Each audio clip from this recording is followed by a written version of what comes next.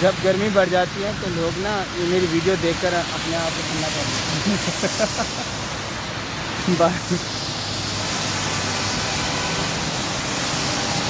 ये अब सुबह के 8 बजे हैं और ट्यूसडे है आज।